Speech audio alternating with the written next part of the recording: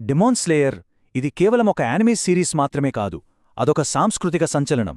మరి ఈ సిరీస్ ప్రపంచవ్యాప్తంగా ఇంత పెద్ద సక్సెస్ ఎలా అయింది? దాని వెనుకున్న కారణాలేంటో ఈ విశ్లేషణలో లోతుగా చూద్దాం. ఇది నిజంగా నమ్మలేం కదా. అదేంటంటే డెమాన్ స్లేయర్ ముగెన్ ట్రైన్ మూవీ 2020లో ప్రపంచవ్యాప్తంగా అత్యధిక వసూలు సాధించిన చిత్రంగా నిలిచింది. అవును, ఒక జపనీస్ యానిమే సినిమా ఇంత పెద్ద ఘనత సాధించడం మామూలు విషయం కాదు. అసలు ఇంత పెద్ద హిట్ వెనుక ఉన్న సీక్రెట్ ఏంటి? కేవలం అదిరిపోయే ఫైట్ సీన్స్ ఉన్నాయానా, లేక అంతకు మించి ఇంకేదైనా కారణముందా?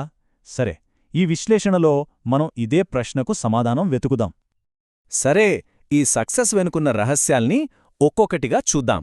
మొదట ఇది గ్లోబల్గా ఇంత పెద్ద ఫినామినన్ ఎలా అయ్యిందో చూద్దాం.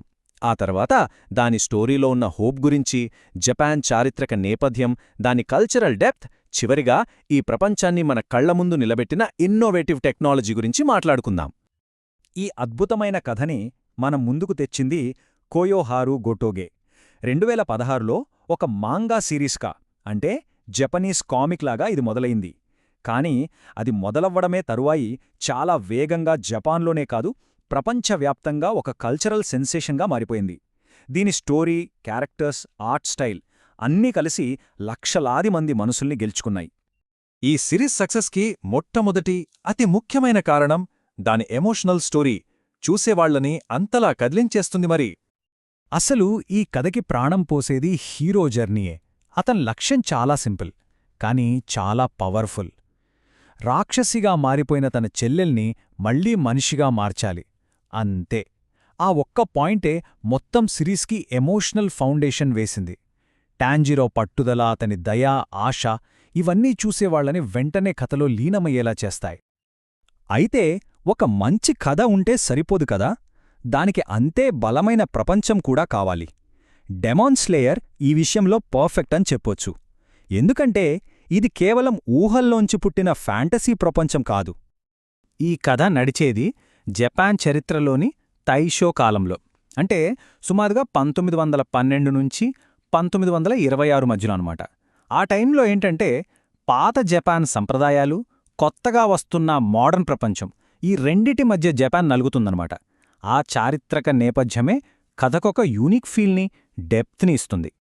ఇక్కడ చూస్తే ఆ టైంలో ఉన్న కాంట్రాస్ట్ మనకు స్పష్టంగా కనిపిస్తుంది.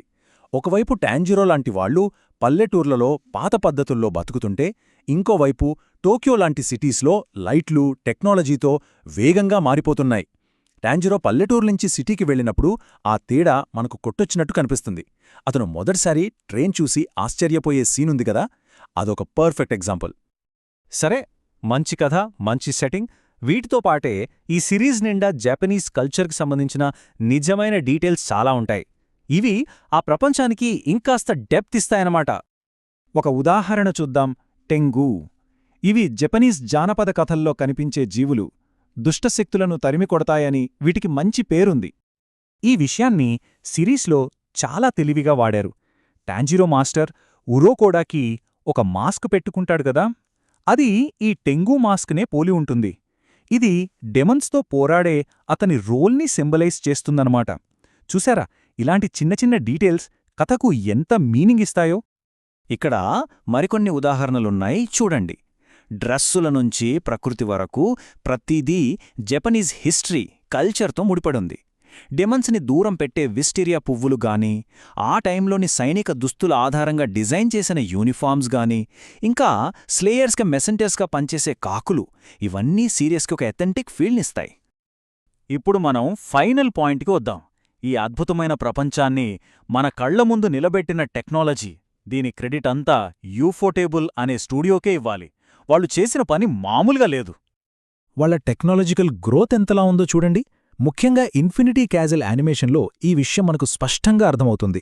ఫస్ట్ సీజన్లో కేవలం 100 మీటర్ల స్పేస్ని రెండర్ చేయగలిగితే, ఆ తర్వాత వచ్చిన ఆర్క్లో ఏకంగా 2 కిలోమీటర్ల వరకు వెళ్లారు. ఇక రాబోయే సినిమాలో అయితే వాళ్ల రెండరింగ్ స్పీడ్ 10 రెట్లు పెరిగింది. అంటే వాళ్ల విజువల్ స్కోప్ ఊహించనంతగా పెరిగిందనమాట. ప్రొడక్షన్ టీంలోనే వాళ్లే అంటారు, దాని పేరుకు తగ్గట్టు దాన్ని ఇన్ఫినిట్గా చూపించడమే మా లక్ష్యమని. అంటే వాళ్ళు కేవలం ఒక సీన్ క్రియేట్ చేయట్లేదు, అనంతం అనే ఫీలింగ్ని విజువల్గా మనకు చూపించడానికి ట్రై చేస్తున్నారు.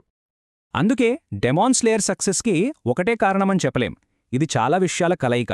ఒక పవర్ఫుల్ ఎమోషనల్ స్టోరీ, పాత కొత్త జపాన్ని చూపించే ఒక యునీక్ హిస్టారికల్ సెట్టింగ్, జపానీస్ కల్చర్లోని రిచ్ డీటెయిల్స్, ఇంకా యానిమేషన్లోనే సరికొత్త బౌండరీస్ని క్రియేట్ చేసిన టెక్నాలజీ.